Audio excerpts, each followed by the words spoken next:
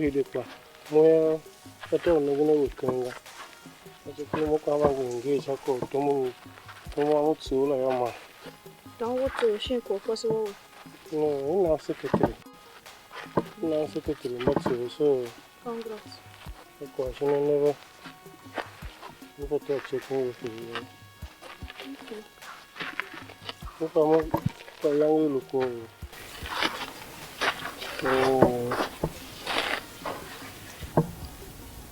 Yange Mile because of Mama One. She ran up Bamble Cap, what somebody say, young Tilly have been out the tower, as in there was a car, Luga, and the rest. In the Savannah, I was a little Kwamo Kimos as a lama. Look at Petos, the car was sending a young Sandy Zanzibar.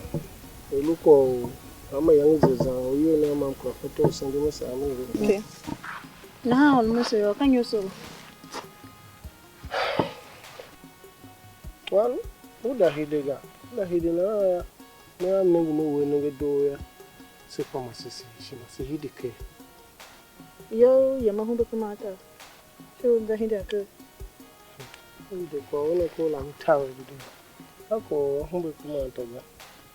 So call love, so as she must say Hidesham. No. Ungo kwasi hingi anungo ganahano go forget about mungo. I don't know about me forget we. I forget which yo my bujalaji. If I talk forgetting with even him look was in a hand jikba. I don't know who feature in the yard for Shakwa wo. Shashino yo you know bujazanza hinyan. Make me you more pity. Tille, nigga. Did the him much magonga, don't boom with the past guy. Ungwaga. Younger work for war soon, yaga. Yamo fight for love with Yamo that you want was laga. So did the him much mago, so lamentabuga. Look on Haraga. Oh, Monguny. The motion of Bujama Mova Yavane, no, Bacas ha village. Kako Hela. She know how more Ungu, 1 wire quasu more. No preserve, gamu do mutuma. Nen balé cassine verki yo ne do ne ba yavane mu bini. Kana hanaga. Alu we nenge do ya. So he do more we. Mo ya ma mnongo. Must build love with a foundation. Momo pala na fati ohumbenga ya. One. Mmingi o ma akwa kena. Ngo emessing he genjem go building foundation. Wan go mu yo. The kelen bi mo kelen mo bi ho she go. Yeah. Come on, come on. See more understanding. Come on, trying. Ah, yeah. Make me understand. Oh, no, no, Elu he de he gen Nelu he gen she melu he gen. Melu, I will marry you right now. Are you mad? Marry fire. Me fati o elongo gongwaga. Me fati o lunkwa so shokwaga. Is that understood? Well, the thing is that I would have been where ka past I'll hungu gabe question. I'm different now. You're at different. At least I'm stand on my own. You're different. Sheila kanyi kwa ye navolu different ga. Kanyi kwa ye yebe igbapo dumping for another woman. Ve hinge oluva nyohonzo wo momo meluwe. Just forget about love usungwaga. Focus on kwasi wo lulu emiki yola yando ojo yoda undu mu ye. So yemda focus on her. Nga hi kwa no ma mu dande wo ndere kaate. Ha wo lumu ya. Ka guda wo jila yo yo tamba temba te yesi. Ungu ngwanga. Na ha de lo elula. This mi chagongwa. Okay, I know we will dande she den so na. Ka guda wo jila sa pe do vi hin she wo.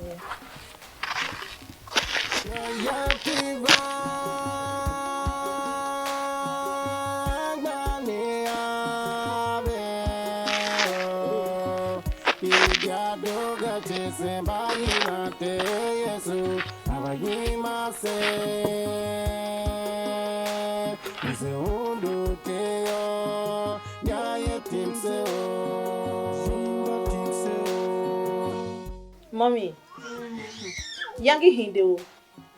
Hama yange la. Ka hama yange o fe o ya so mo. Yange Mile ne. Yange hinge full scale yan so ele mo. Woo. Na ha moyo. Lusula anwa lo. Ngwa mlo lo wega.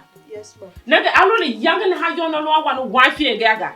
Ya ma fati obatire wa shi na kan ga. No fati o le ngwe gaga. Ai ko wa mi ya no. Akwa ya ngwa. No ko kwa la mbonze. Na ha hi go akwashin. Yulu fo wenya no kwa mbona. Ye na mbon ya ka hi go na mbon ye. Ngwaka. Mbon ya ka hi go na mbon ye. Nega. Ngo alu go. Wo so wenya ga bumasha we ya ga ka wo fe. Ku mommy. Hina vo la mno fa wa wo gana ha. Abuma yange ya babumasha mokpaga. Unevaga. Deto nenge. Mi dile yangu ne kenge ki yange. E katina na ha. Neba umaga. Deto nenge kwa mwele yange ya. Afanje pa. Dose. Unenge tahambu mbuga. We so tadi tonsha ga na to nenge kwa. Si dile nonso. Si vaku dile ne nonso. Ba nenge vese. Mongwa we kwa mbene na. Mgwa we. That's my mother. Come gum jela. Aye.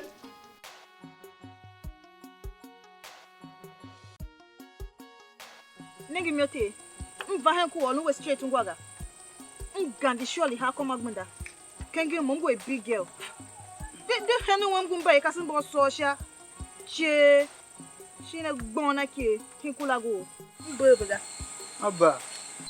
Nenga. Afanyô. Be mu ba he na ha. Ka wange wega. Uzenda around lupine kpaga. Mo pine me olu. Ka mi ote ejene. At least ugandi level mba ka olu henene. Ugandi kwala yincha. He makudi na anga ha. Ako mimi. Example when so senga. Yemshi ya tumbu ile. Fuck all up. If not for anything, baga. Just humble level was back in school. Those times. Note. Ka kwa hinje tula. Ulu ila we love ye. Ashe bu hinge no. Ngandi kwala. Cha. I'm a big girl. Can you take care of me? Abba now. Ka hear also bugban we change bugban yeah. Ah yeah, baba. What's the problem, ga? Ngwaga. That one is no problem at all. Gumaro ya no lo. Shi mara matanka. So jimo for ma mu fati uyamunga. Mi ya tanka ma so mo ma. Okay. Ba he. You okay now? That one no problem. I can I'll see. do it. If you insist. I'm so changing with one. Baga ko aga. Okay. You want to tell you na makwa re jam. Baba mi share your hand in your. 5K, yeah. 5,000 naira. Oh, do you? That took my doshin tawo jola hala. Kangumo. Mwa bayo. Shunu ha mu wa ba we von hatio. O fa kwam to shatio. Kata ha. Nege. Dubu charge no. Make ata have to shatio ye. Ah we von ga. Brazilian hair. O fa how much we cost so? Ka 80,000 naira. Dit sani na nyiga. Me 80,000 naira. Ungwana. 80,000 naira. Ngwa cheap with ones by 5,000 naira. Ngwa. Ngwa fanya. Negi myote. You akwa wala wenye. Me Brazilian hair. Myote. Nso evi hin we ngwa ga. Tumbu ina. Them do that ya. I don't want to spoil you. Good night. Sakwe. 80,000 naira tio mion. Afanya ka nje wona za Abuja no go. Ari tinu ngba ga wo ba be mo ya ga. Amuga. Pati ogba mo kios ga. 80,000. Ya piva gbani ave idia doga chese bayina te Yesu abayima se muse undu te yo ya yetim se o jimba yeren Vite shima tesoga shikantin hamakwa uluwerechi terapin okay angbane asede o